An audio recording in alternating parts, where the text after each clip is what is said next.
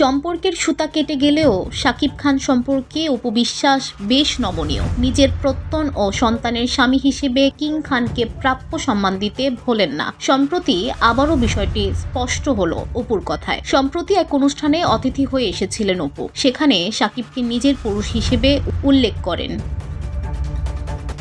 তার কথায়, একটা সময় আমার পুরুষ হিসেবে ছিলেন তিনি, এখন আমার সন্তানের বাবা হিসেবে। এ সময় নিজের অপু বিশ্বাস হয়ে ওঠার পেছনে শাকিব খানের অবদানের কথাও উল্লেখ করেন নায়িকা।